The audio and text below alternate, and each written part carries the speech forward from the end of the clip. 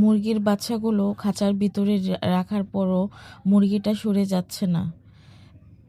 এটি দেখে আমার সেই কথাটি মনে হয়েছে যে মা মারা গেলে বাচ্চাদের মানুষ করতে ফুফু, দাদু, নানু, খালা কত কাউকে লাগে, কত মানুষ লাগে, তারপরও মার শূন্যতা পূর্ণ হয় না।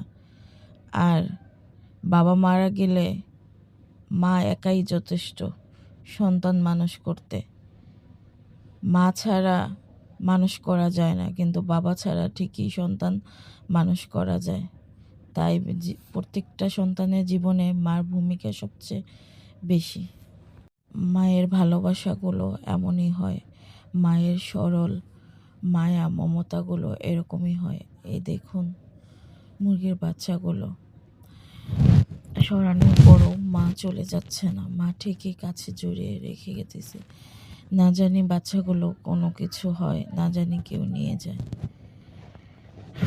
এই হলো আমাদের মায়ের ভালো।